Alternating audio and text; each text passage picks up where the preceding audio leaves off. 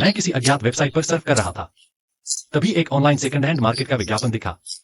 उस पर लिखा था बॉयफ्रेंड ट्रांसफर। प्यार का भूत 9-10 हिस्सा नया। दोस्तों से संपर्क करें। मैं मुस्कुराया, सोचा किस बेचारे की बुरी किस्मत है, गोल्ड डिगर के लिए मेहनत बर्बाद। लेकिन पोस्ट नीचे स्क्रॉल की तो फोटो में मैं खुद ही दिख रहा था। सांस रुक गई, लगा जैक्सन मैं ही बन गया हूं। मैंने पोस्ट की हर लाइन ध्यान से पढ़ी। जवान और अच्छा, बस थोड़ा चिपचिपा है। Transfer fees 10 lakh. बॉयफ्रेंड खर्चीला, महीने की कमाई 3 लाख, पहले दिन सब सौंप देता है। खरीदो तो फायदा ही फायदा। 3 महीने में निवेश वापस, 6 में मुनाफा। दिल धड़कने लगा। विश्वास नहीं हो रहा था कि मेरी प्यारी चिपचिपी गर्लफ्रेंड ऐसी बेहुदा हरकत कर सकती है। शायद यह किसी की शरारत हो, सोचा भी। लेकिन जब सेलर की जानकारी खोली तो पता चला, चाहे आईपी हो या बाकी सामान की लिस्टिंग, सब कुछ मेरी गर्लफ्रेंड से मेल खा रहा था। बिक चुका है वाटरमार्क वाली पुरानी पोस्ट्स में। वह रूबी नेकलेस थी जो डेटिंग के 6 महीने बाद मैंने उसके लिए खास तौर पर चुनी थी। वह समुद्र तट की रोमांटिक छुट्टी थी जहां मैंने ड्यूटी फ्री से उसके लिए लिमिटेड एडिशन बैग खरीदा था। उस पर खर्च किया हर पैसा मुझे खुशी देता था। लेकिन कभी सपने में भी नहीं सोचा था कि वह सब कुछ ऑनलाइन बेच दिया जाएगा। मैंने निराश होकर आंखें बंद की। आंसू अपने आप बह निकले। विश्वास ही नहीं हो रहा था कि 3 साल का यह रिश्ता सिर्फ एक धोखा था। दिल जोर जोर से धड़क रहा था। हार नहीं मानी। उठकर गर्लफ्रेंड के कमरे में गया। उन चीजों की जांच की जो मैंने उसे दी थी। पहले कभी गौर नहीं किया, लेकिन अब देखा तो ये नकली सामान कितने घटिया थे। साफ दिख रहा था जियांग अनन ने मेरे भरोसे का फायदा उठाया और धीरे धीरे मेरी जेब खाली कर दी। फिर जब मेरे पास पैसे कम हुए तो उसने मुझे कचरे की तरह फेंक दिया। अब सच्चाई समझ आई। मुझे जिस पर गर्व था वह एक गोल्ड डिगर निकली। हास्यास्पद बात यह है कि मैं अभी भी उसकी भावनाओं की परवाह करता था।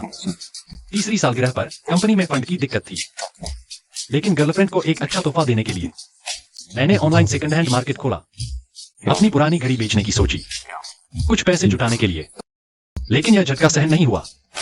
सांस संभाली, वापस कंप्यूटर के पास गया। देखना चाहता था कि लोग इस बारे में क्या सोचते हैं। पोस्ट तेजी से वायरल हो रही थी। हर कोई मेरी गर्लफ्रेंड की आलोचना कर रहा था। ये तो बिल्कुल ढोल बजाकर चोरी करना है। प्यारी नहीं है तो उसकी आखिरी कौड़ी तक निचोड़ने की क्या जरूरत थी। इस तरह की दुष्ट औरत को तो सजाए मौत मिलनी चाहिए। बेचारा लड़का अभी भी अंधेरे में है। अरे जमाना बदल गया है, आज भी कोई गुलामों की तरह खरीद बेच रहा है। सच में कुछ नया देखने को मिला। टिप्पणियों में इतनी गालियां कि गर्लफ्रेंड खुद आ गई सामने। नए चीजों का सही इस्तेमाल कर रही हूँ। ये प्यार के भूत पड़े लड़के की जिंदगी नर्क हो जाएगी। मैं तो उसके भले के लिए ही पहले से उसके लिए नई गर्लफ्रेंड ढूंढ रही हूँ। सबके लिए अच्छा है। तुम सब मर्द कितने एकजुट हो जाते हो। मुझे गाली देने की बजाय अपनी नौकरी पर ध्यान दो। थोड़े पैसे कमाओ, वरना तुम भी मेरे बॉयफ्रेंड की तरह मुझे रोक नहीं पाओगे। गर्लफ्रेंड ने बिना हिचकिचाहट नेटिजन्स को जवाब दिया। हर वाक्य में मेरे प्रति तिरस्कार और बेरुखी झलक रही थी। गाली ग्लौज भरी टिप्पणियों के बीच कुछ फेमिनिस्ट फैंस की ईर्ष्या भी दिख रही थी। वाह दीदी, आप तो हमारी रोल मॉडल हैं। आप जैसी स्टाइलिश, अवेयर और इंटरनल पीस वाली औरतों से ही सीखना चाहिए। मर्दों को तो एक्सेसरी की तरह ही इस्तेमाल करो। औरतों के उठने का वक्त आ गया है। फिर यही झगड़ा। मैंने ठंडी हंसी हंसी। मेरा जांगनन के लिए प्यार सच्चा और निस्वार्थ था। जब मिले वह 3रे दर्जे के कॉलेज से ग्रेजुएट था। मैंने ही उसे पढ़ाई के लिए पैसे दिए, विदेश भेजा, उसकी नजरें खोली।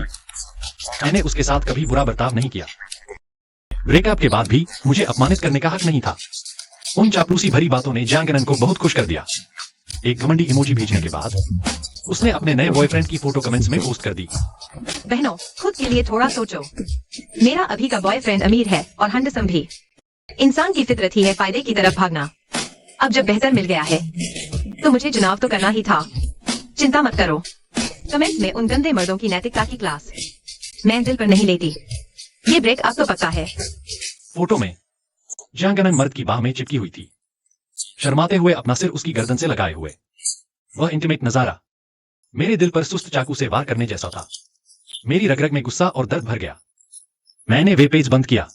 सिर्फ कुछ मिनटों में मेरे इमोशंस रोलर कोस्टर की तरह ऊपर से नीचे आ गिरे। जांगनन, मेरी सहनशीलता और लाड़ प्यार सब प्यार की वजह से था। लेकिन अब जब प्यार ही नहीं रहा तो तुम्हें भी अपने किए की सजा भुगतनी चाहिए। मैंने खुद को संभालने की कोशिश की। 1 घंटे बाद जांगनन कई शॉपिंग बैग्स लेकर घर आई। दरवाजे पर ही शुरू हो गई। इस महीने का बैलेंस फिर खत्म हो गया। मुझे सोफे पर टीवी देखते हुए देखकर अपनी कमर हिलाते हुए चिपचिपाहट भरी आवाज में चिपक गई। बाहें मेरे कंधों पर डालकर लुभावनी निगाहों से मुझसे लाड करने लगी। डार्लिंग, मेरा कार्ड पूरा खाली हो गया है, थोड़ा और पैसा दे दो ना। पहले होता तो गर्लफ्रेंड का यूं पलकें झपकाना। पैसे की क्या बात, आसमान के तारे तोड़ लाने को भी मैं मना नहीं करता, लेकिन अब जब उसकी गर्म सांसें मेरे चेहरे पर लगी तो मुझे सिर्फ एक तीखी घृणा महसूस हुई। मैंने बिना हिले डुले उसकी पीठ थपथ पाई। तुम्हें पता है न कंपनी का हाल अभी कैसा है, मेरी थोड़ी सी तो सहनशीलता दिखाओ। यह पहली बार था जब जियांग अनन ने मेरा इनकार सुना। वह पहले अवाक रह गई, फिर बिजली का झटका लगने जैसे हाथ खींच लिए। चेहरे पर चिड़चिड़ाहट भरी थी, आवाज भी तीखी हो गई। गुज़ेफेंग, क्या तुम्हें लगता है मुझे पा लिया तो अब पैसे खर्च करने की जरूरत नहीं? अगर ऐसा है तो चलो अभी से अलग हो जाते हैं। बिना पैसों का प्यार तो बिखरा हुआ रेत है। मैं तुमसे बहुत निराश हूँ। कितना विडंबनापूर्ण है। मैंने मन ही मन ठंडी हंसी भरी। पहले बदलने वाला व्यक्ति अब मुझ पर आरोप लगा रहा है। अभी तोड़ना नहीं है। इतनी आसानी से अलग होना जियांग अनन के लिए बहुत सस्ता सौदा होगा। मैंने गुस्से को दबाकर कोमल स्वर में उसे मनाया। हमेशा जैसी आवाज ने उसे शक नहीं होने दिया। बेबी, तुम्हें पता है ना, हमारी तीसरी सालगिरह आने वाली है। मैं तुम पर पैसे खर्च करने से मना नहीं कर रहा, बस तीसरी सालगिरह के लिए मैं जो तोहफा देना चाहता हूँ वह बहुत खास है। इतना अतिरिक्त पैसा अभी नहीं जुटा पा रहा। मेरी बात सुनकर जियांग अनन का चेहरा तुरंत बदल गया। आंखों में चमक आ गई, वह खिलखिलाकर हंस पड़ी। चेहरे पर साफ लालच था, लेकिन तब मैं अंधा था, कुछ समझ ही नहीं पाया। ठीक है, माफ कर दिया तुम्हें। तुम्हारा तोहफा मुझे निराश न करे वरना। जियांग अनन संतुष्ट होकर उठी और मास्टर बेडरूम में चली गई। हम 2 महीने से अलग सो रहे हैं। वह हमेशा झुठलाकर मुझे दोष देती थी। रात को सोते समय खर्राटे इतने तेज कि आसमान फट जाए। उस समय मुझे अपार अपराध बोध होता था। डर लगता था कि जियांग अनन की नींद खराब हो जाएगी, इसलिए खुद स्टडी रूम में शिफ्ट हो गया। मैं हर चीज में उसे प्राथमिकता देता था, लेकिन अब समझ आया, इन 2 महीनों में हमारा कोई शारीरिक संबंध तक नहीं रहा। दरवाजा बंद करके मैंने फिर से वही पोस्ट खोली, ऑनलाइन सेकंड हैंड मार्केट। उसने इसे ऐसे निभाया जैसे कि रोजमर्रा की डायरी हो। बॉयफ्रेंड ने आज शॉपिंग करवाई, बहुत सारे बैग और ज्वेलरी खरीदे। देखो तो, क्या यह मेरे पिछले वाले से ज्यादा जनरस नहीं है? हमने टिकट बुक कर ली है, अगले महीने मालदीव समुद्र देखने जा रहे हैं। वर्तमान बॉयफ्रेंड तुरंत बिकने को तैयार, कीमत पर बात करें। माउस पकड़ने वाली उंगलियां बर्फ जैसी ठंडी हो गईं। जियांग अनन के शब्द मुझे सामान बता रहे थे। छाती में एक सुनामी जैसी नफरत उमड़ रही थी। दिमाग में उसे सबक सिखाने की पूरी योजना बन चुकी थी। जियांग अनन, जैसे मैं तुझे हाथों पर उठा सकता था, देवी की तरह पूछ सकता था, वैसे ही यह सब तोड़ भी सकता हूँ। हमारी तीसरी सालगिरह में अभी 15 दिन बाकी हैं। उस दिन मैं खुद उसके ढोंगी चेहरे का पर्दाफाश करूंगा। मैंने एक महिला प्रोफाइल बनाई। जियांग अनन के प्राइवेट मैसेज बॉक्स पर क्लिक किया। हेलो, मैं पूछना चाहती थी, क्या तुम्हारा यह नया बॉयफ्रेंड ट्रांसफर करने के लिए तैयार है? तुम्हारी नई पोस्ट देखकर मुझे लगा कि मुझे तुम्हारे नए बॉयफ्रेंड का लुक बहुत पसंद आया। जैसे ही मैसेज भेजा, मुझे पहले से ही अंदाजा था, उस जैसी औरत के लिए पैसे और खुद के अलावा कुछ नहीं। 3 साल तक उसके लिए चांद सितारे तोड़ लाए, लेकिन उसका दिल नहीं जीत पाया। मुझे यकीन है कि कोई भी मुझसे बेहतर नहीं कर सकता। उस तरफ से जवाब तुरंत आया। बहन, मैं अपने एक्स से जल्दी छुटकारा पाना चाहती हूँ, लेकिन मौजूदा बॉयफ्रेंड असली अमीर घराने से है, अभी प्यार के चरम पर है। इस कीमत पर तो बिल्कुल नहीं। मेरा दिल खुशी से धड़क उठा। उसका मतलब साफ था, कीमत बढ़ाना। पैसे की दिक्कत नहीं, दुगना दूंगी। तुम जैसी खूबसूरत चालाक लड़की के पास जरूर कुछ और बैकअप ऑप्शन होंगे। बस तुम मुझे उसे दे दो, मैं तुम्हारा मजा खत्म होने का इंतजार कर सकती हूँ, फिर ले लूंगी। मेरी चापलूसी और लालच के बाद जियांग अनन आसानी से फंस गई। तुम इतनी ईमानदार लग रही हो, तो ठीक है, मैं लिंक लगा देती हूँ। पहले पेमेंट करो, ब्रेकअप होने पर बता दूंगी, फिर तुम कंफर्म कर सकती हो। इतना कहकर मैंने जियांग अनन के उस 2 लाख के लिंक को खरीद लिया और आसानी से अमीर लड़के का कॉन्टैक्ट नंबर हासिल कर लिया। प्यार को कभी भी सामान की तरह नहीं तोला जा सकता, मैंने सोचा। कोई भी मर्द अपनी गर्दन पर सींग नहीं सह सकता, ऐसी गर्लफ्रेंड भी नहीं जो उसकी इज्जत रौंद दे। अगले 15 दिनों में मैं और जियांग अनन पहले जैसा ही रूटीन फॉलो करते रहे। बस एक फर्क था, पहले वह मुझे नजरअंदाज करती थी और मैं उसके पीछे भागता रहता, उसकी घृणा झेलता। लेकिन अब मुझे उससे सिर्फ घृणा और चिढ़ थी। उसके पास जाने की कोई इच्छा नहीं बची थी। प्यार खत्म हो चुका था, सिर्फ नफरत की आग जल रही थी। तीसरी सालगिरह के दिन मैंने जियांग अनन के सभी रिश्तेदारों और दोस्तों को आमंत्रित किया। शहर के सबसे शानदार होटल में यह पार्टी रखी गई है और हर तरफ से कैमरामैन भी हायर किए गए हैं। बेबी, आज हमारा खास दिन है। मैं इसे हमेशा के लिए रिकॉर्ड करना चाहता हूँ। जब हम बूढ़े हो जाएंगे और इन वीडियोस को देखेंगे तो निश्चित ही कुछ अलग ही एहसास होगा। मेरा तुम्हारे लिए तोहफा तुम्हारी कल्पना से भी परे है। यह पल रिकॉर्ड करने लायक है। शुरू में जियांग अनान ने इन रिकॉर्डिंग्स का विरोध किया था। शायद उसे डर था कि ये वीडियो उसके अमीर बॉयफ्रेंड तक पहुंच जाएंगे और उसका पर्दाफाश हो जाएगा। लेकिन मैंने जानबूझकर तोहफा शब्द पर जोर दिया और वह तुरंत मान गई। पार्टी हॉल में सभी स्पॉटलाइट्स जियांग अनान पर टिकी हुई थी। वह पूरे इवेंट की सेंटर ऑफ अट्रैक्शन बन गई। यह भव्य दृश्य बिल्कुल प्रपोजल जैसा था। उसे तो घमंड पसंद है ही। उसने गर्व से अपनी ठुड्डी ऊपर उठा रखी थी, मोर की तरह सबकी निगाहों का आनंद ले रही थी। स्टेज पर लगा विशाल पर्दा जैसे ही वह बीच में पहुंची नीचे गिरा। जियांग अनान, यही है मेरा तुम्हारे लिए तोहफा। वह खुशी से मुड़ी, लेकिन उसका चेहरा एक पल में सफेद पड़ गया। उसके पीछे खड़ा था उसका वही अमीर बॉयफ्रेंड जिसकी आंखें गुस्से से लाल थीं। जियांग अनान के चेहरे पर जमी मुस्कान अचानक जम गई। उसके मांसपेशियां ऐंठने लगी। लिनमो, तुम यहाँ कैसे? उसकी आवाज कांप रही थी। कुछ शब्द बोलने में उसे झटके लग रहे थे। सुनो, सब कुछ वैसा नहीं है। लिनमो का चेहरा काला पड़ गया था। वह गुस्से में भड़के हुए जानवर की तरह चुपचाप खड़ा था। उसने भारी कदमों से जियांग अनान की ओर बढ़ना शुरू किया। थप्पड़, एक जोरदार तमाचा जिससे जियांग अनान का संतुलन बिगड़ गया। वह सीधे जमीन पर गिर पड़ी। उसने मेरी ओर देखा, मदद की गुहार लगाती नजरों से। ज़ेफेंग, उसकी कमजोर दया जगाने वाली आवाज। लेकिन इस पल मेरे दिल में बस अंधीन खुशी थी। एक कण भी दया नहीं उमड़ रही थी। तीसरी सालगिरह। धीरे धीरे आगे बढ़ो, धीरे धीरे आगे बढ़ो। जो मेहमान आमंत्रित किए गए थे। कुछ मिनटों की चुप्पी के बाद अचानक हलचल मच गई। ये क्या माजरा है? लगता है आज शो देखने को मिलेगा। गुजे फैंग को तो अपनी इस गर्लफ्रेंड पर सबसे ज्यादा नाज था। दिल पर बिठा कर रखता था। अब ये कैसे देख रहा है कि उसकी गर्लफ्रेंड को थप्पड़ पड़ रहा है। छिए छिए छिए। मेरे ख्याल से ये लव ट्रायंगल है। मुझे तो पहले से ही पता था कि ये लड़की भरोसेमंद नहीं है। बस दिक्कत यह है कि जब मैंने अपने इस दोस्त को समझाया तो वो बस इसकी ही तरफदारी करता रहा। प्यार में था इसलिए भरोसा किया। मैं खुशी खुशी अपने दोस्तों से प्यार का भूत कहलाने लगा। मैं सोचता था कि सच्ची भावनाओं से ही सच्चा प्यार मिलेगा। लेकिन आज ही समझ आया कि जियांग अनान एक ऐसा पत्थर है जिसे गर्म किया ही नहीं जा सकता। मैं जियांग अनान के सामने खड़ा हुआ। मेरी नजरें उस पर जड़ी हुई थीं, जिससे वह सहम कर कांप उठी। ज़ेफेंग, यह आदमी हमेशा से मुझे पाना चाहता था। मेरे मना करने के बाद उसने हमारे रिश्ते में खलल डालने की कोशिश की। आज हमारी तीसरी सालगिरह है। इतने खास दिन पर वह यहाँ तबाही मचाने आया है। तुम्हें मुझे एक स्पष्टीकरण देना ही होगा। उसकी बकवास पर मत जाओ। 3 साल इतने दिन रात साथ बिताए। तुम्हें तो पता ही है मैं कैसा इंसान हूँ। है ना जियांग अनान? उसके चेहरे पर घबराहट साफ झलक रही थी, जो उसकी गलती को उजागर कर रही थी। उसने मेरी शर्ट का कोना पकड़कर हल्का सा खींचा, बिल्कुल वैसे ही जैसे तोहफे या पैसे मांगते वक्त करती थी। पहले मैं हर मांग पूरी कर देता था, लेकिन आज उसकी उम्मीद भरी नजरें खारी जाएंगी। मैं कुछ देर तक चुप रहा, बस झुककर उसे देखता रहा। मालूम हुआ कि उसकी नजरों में मैं न सिर्फ सस्ता हूँ, बल्कि एक ऐसा मूर्ख भी हूं जो आसानी से बहलाया जा सकता है। अब जब सच सामने आ गया, तो अपनी आरामदायक जिंदगी जारी रखने के लिए उसने लिनमो को फेंक दिया। मैं समझ नहीं पा रहा हूं। वह बस मुझे शांत करना चाहती है। मेरे लिए कोई मोह नहीं है। मैं सीधा खड़ा हो गया, माइक को मजबूती से पकड़े हुए। इस पल सारे धोखे और विश्वासघात का अंत होने वाला है। मैंने सबको यहाँ इसलिए बुलाया है ताकि आप सब गवाह बने। मेरा और जियांग अनान का 3 साल का रिश्ता आज खत्म हो रहा है। हम अलग हो रहे हैं। जियांग अनान की आंखें फटी की फटी रह गईं।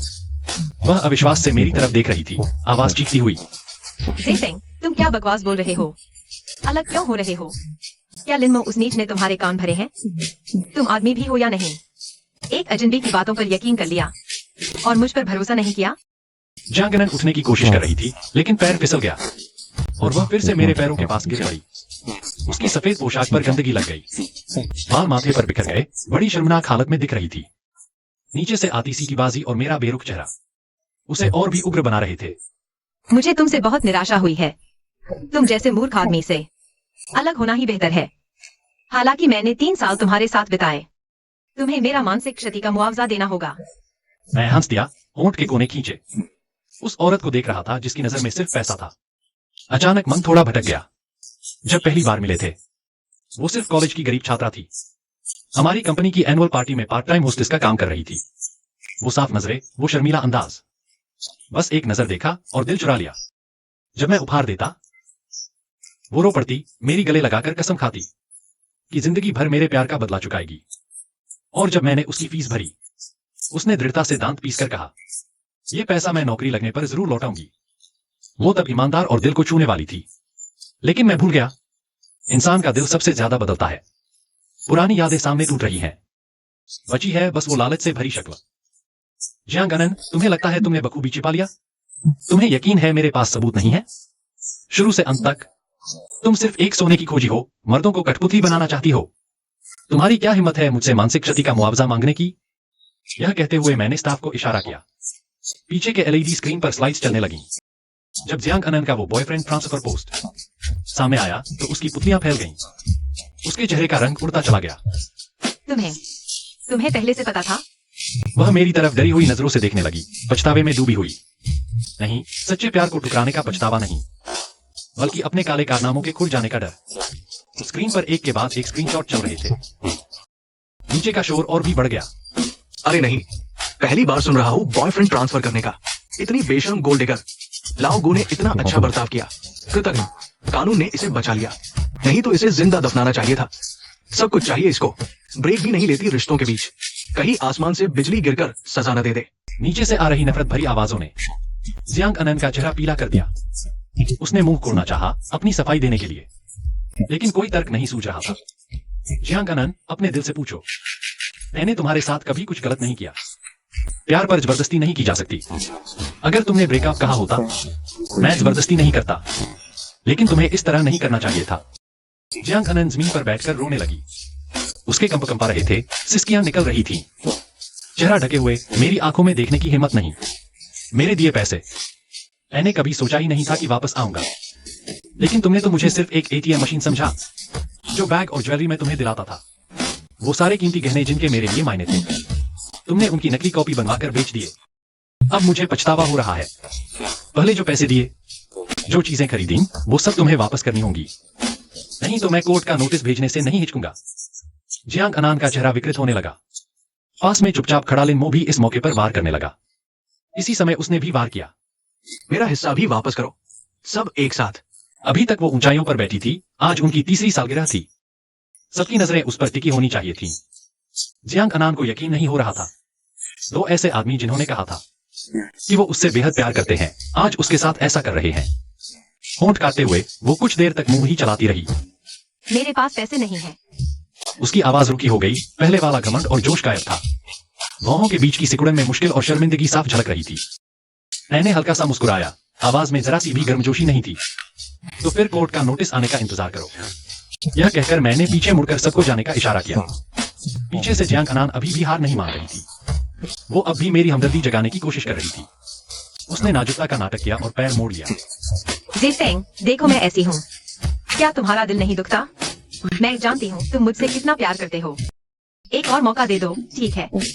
मेरा दिल बर्फ की तरह ठंडा हो चुका था। अब वहां जरा सा भी प्यार नहीं बचा था। मेरे प्यार ने ही उसे मेरे ऊपर हावी होने का हथियार दे दिया था। जब उसने देखा कि मैं बिना पीछे मुड़े जा रहा हूँ, जियांग अनन तुरंत उठी और मेरे पीछे भागने लगी, लेकिन लिन मो ने उसके पेट पर जोरदार लात मार दी।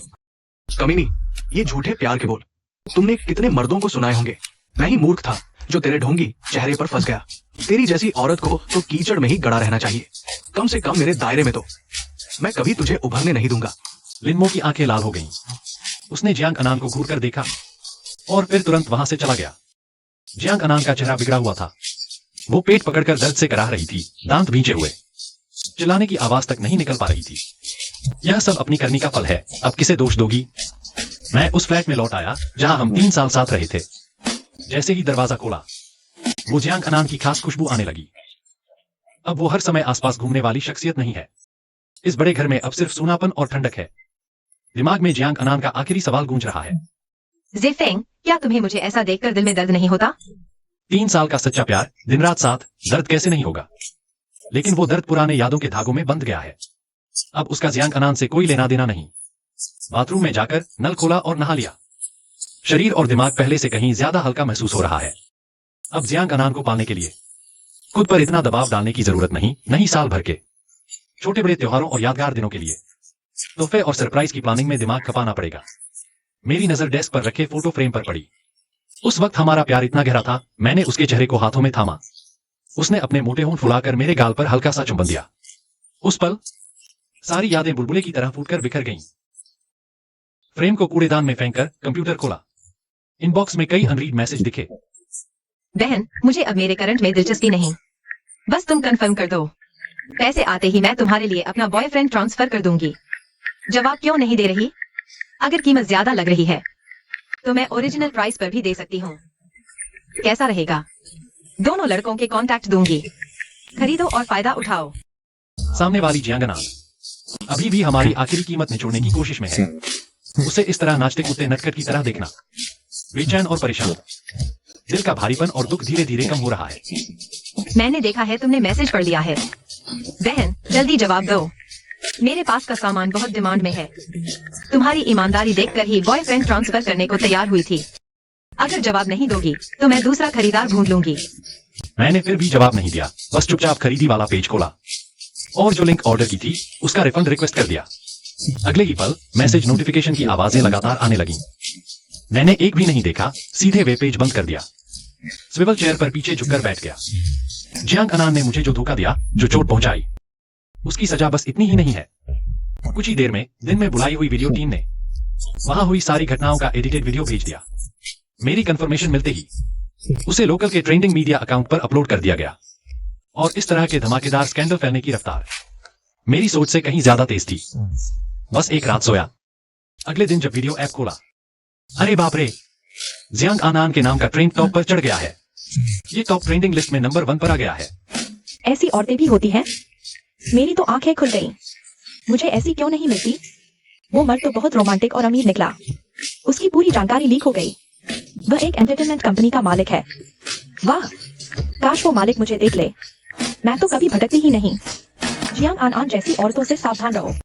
मर्दों पर पलने वाली परजीवी अपने आप को क्या रानी समझ बैठी है। यह सभ्य समाज है और यह राजा की पसंद जैसा खेल खेल रही है।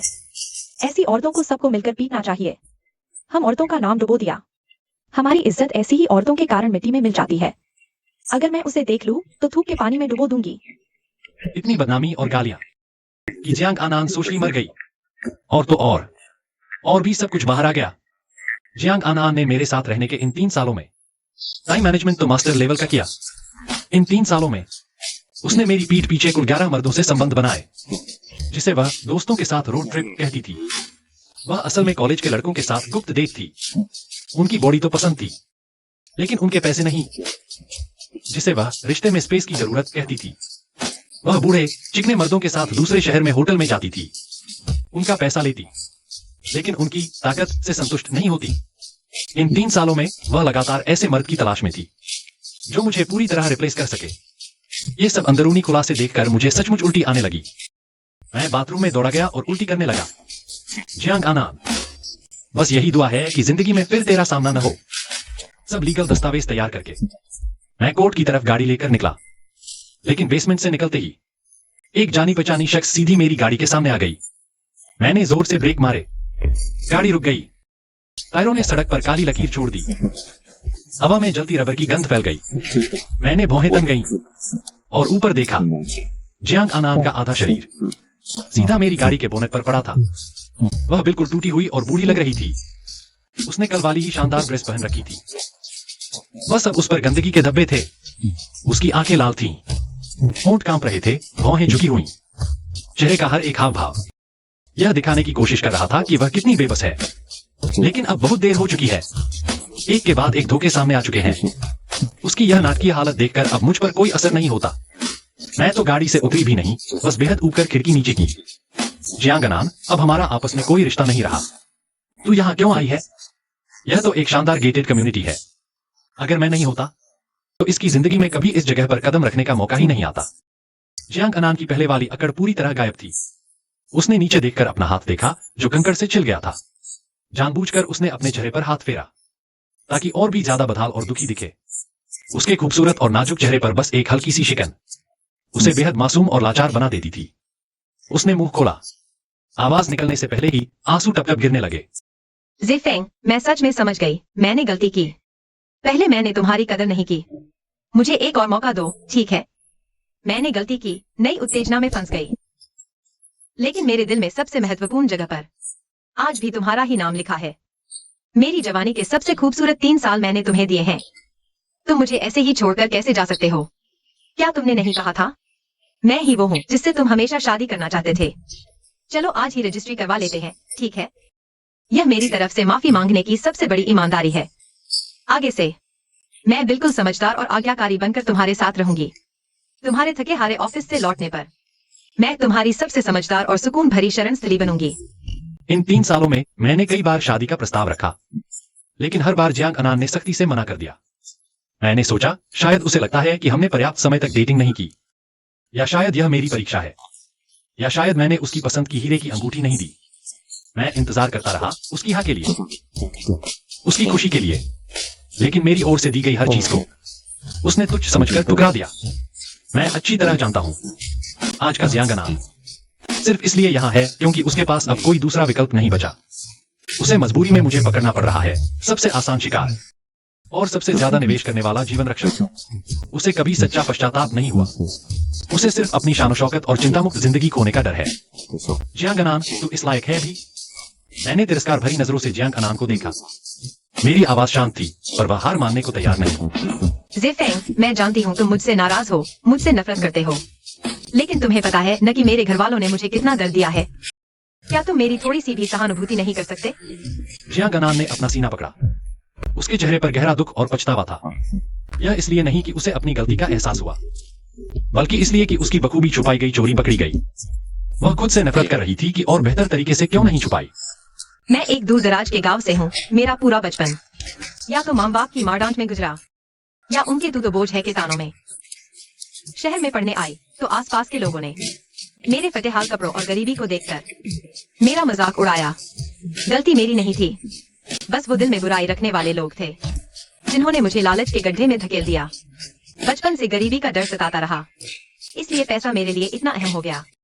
इसलिए मैंने तुम्हें दुख पहुंचाया, पर अब सच में समझ आया है। जियांग अनान ने छाती को और जोर से पकड़ लिया। लग रहा था अगले ही पल बेहोश हो जाएगी। इतना नाटक, एकदम ऑस्कर वाली एक्टिंग। जियांग अनान, बस करो ये नाटक। हमारा सब कुछ खत्म हो चुका है। जिस दिन तुमने हमारे रिश्ते को धोखा दिया, उसी दिन सब कुछ टूट गया था। जियांग अनान ने आंखें मलते हुए रोना जारी रखा। आवाज भारी और भर्राई हुई। ज़ेफेंग, बस एक आखिरी मौका दे दो, मुझे सब ठीक करने दो। मेरी आंखों में सिर्फ चिढ़ थी। क्या तुझे लगता है मैं बेवकूफ हूँ? या तू खुद बहुत भोली है? गलतियों की कीमत चुकानी पड़ती है। बस करो यह सब, अपनी इज्जत बचा लो। मेरे पास तेरे लिए वक्त नहीं है। मैंने कार की खिड़की चढ़ा ली, चिढ़कर हॉर्न बजाते हुए। जियांग अनान की आखिरी उम्मीद भी मेरे हाथों चकनाचूर हो गई। उसका मासूम चेहरा अचानक बर्फ सा ठंडा हो गया। मैंने व्यंग्य से पुकारा, ऐसी औरत का दिल कभी नहीं बदलता, पता था। उसने मुट्ठियां इतनी जोर से भींची कि उंगलियां सफेद पड़ गईं और गुस्से में कार के बोनेट पर मुक्के मारने लगी। ज़ेफेंग, तू सच में बेरहम और बेईमान है। मैं इतनी गिड़गिड़ा रही हूँ तुझसे, और तुझ पर जरा भी असर नहीं। तू जैसा बेजान इंसान मेरे लायक ही नहीं है। इतना रुतबा दिखाने की जरूरत नहीं। सुन ले, तेरे बिना भी मेरी जिंदगी शान से चलेगी। जब तू नीचता दिखा रहा है तो देख ले, मेरी खूबसूरती और क्लास देखकर मेरा अगला बॉयफ्रेंड तुझसे कहीं बेहतर होगा। उसे लगा मैं घबरा जाऊंगा, वापस मांगने आऊंगा। उसे लगा ये बातें मेरे दिल को चीर देंगी, मुझे तड़पा देंगी। पहले होता भी शायद, पर जब से मैंने उसकी बेवफाई अपनी आंखों से देखी, पुराने प्यार की हर याद घड़ी की टिक टिक के साथ खत्म होती गई। अब वो मेरे लिए कुछ नहीं है, बस एक परिचित अजनबी है जिस पर मेरा पैसा लगा है। मैंने माथे पर हाथ फेरा, खिड़की के शीशे के पार भी। फिर भी उसकी आवाज कानों में खटक रही थी। तुम्हें आगे कैसा बॉयफ्रेंड मिलेगा, कैसी जिंदगी जियोगी, मुझे कोई फिक्र नहीं।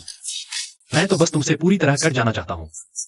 लेकिन अगर तुमने फिर रास्ता रोका तो मुझे पुलिस को कॉल करना पड़ेगा। यह कहते हुए मैंने फोन निकाला। नंबर डायल भी नहीं किया था कि जियांग अनान ने गुस्से में होंठ काट लिए। उसकी नजरें चाकू की धार जैसी तेज थीं, लेकिन मेरे सामने बेबस थी, रास्ता छोड़ दिया। एक मर्दों पर पलने वाली परजीवी इतनी बेशर्म और उद्दंड कैसे हो सकती है? मेरी ही गलती थी इसे इतना लाड़ प्यार दिया। पर अच्छा हुआ, इस आसमान अजमीन के फिक्र में, रोज की गरीबी में ही इसकी सबसे बड़ी सजा और बदला है। एक्सेलरेटर दबाया, गाड़ी धीरे धीरे आगे बढ़ी। रियर व्यू मिरर में जियांग अनान को गुस्से और पागलपन में अपने बाल नोचते देखा, जैसे कोई पागल शिकायतों से भरी औरत हो। उसके खिलाफ कोर्ट में केस दायर करने के बाद ऑनलाइन उसकी बदनामी थमी नहीं, यहां तक कि गैरेज के सामने का वीडियो भी। नेट पर वायरल हो गया। जियांग के फोन में जितने भी बैकअप थे उन सबका रवैया बदल चुका था। हर तरफ से जहरीली बातें आने लगीं। बस इतना ही नहीं, अब उसके पास छत तक नहीं बची थी। कोर्ट में केस दायर होने के बाद जल्द ही सुनवाई शुरू हुई।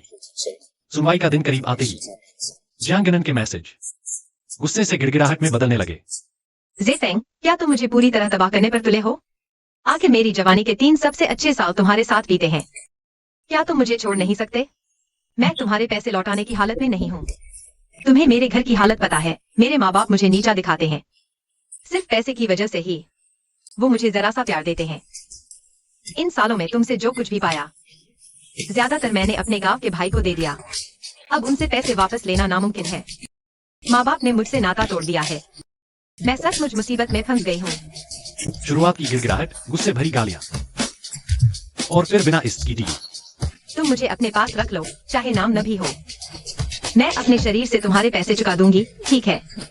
यह मामला बहुत बड़ा हो गया है। अब मैं बर्तन भी धोने जाऊं तो कोई नौकरी नहीं देगा। मेरे पास सचमुच कोई चारा नहीं बचा। इनमें से किसी भी मैसेज का मैंने जवाब नहीं दिया। कोर्ट की तारीख पर तो वह आई ही नहीं। बस अपने वकील को भेज दिया और फैसला तो पहले से ही पता था। जियांग हार गई। 3 साल में उस पर खर्च किए गए 30 लाख रुपए। कोर्ट ने उसे 20 लाख वापस करने का आदेश दिया। मुझे पता था उसके पास लौटाने की क्षमता नहीं, पर मेरी चिंता पैसे की नहीं थी, बल्कि न्याय की थी। कर्म का फल मिलना चाहिए। और मेरी उस प्यार के भूत वाली भावुक इमेज की वजह से जियांग के खिलाफ वीडियो वायरल होने के बाद न सिर्फ मुझे कई लड़कियों के फॉलोवर मिले, बल्कि मेरी कंपनी भी इस विवाद से उबर गई। संकट टला और फिर 3 साल बीत गए। जियांग यह नाम मेरी जिंदगी से पूरी तरह गायब हो गया था। फिर मुलाकात हुई।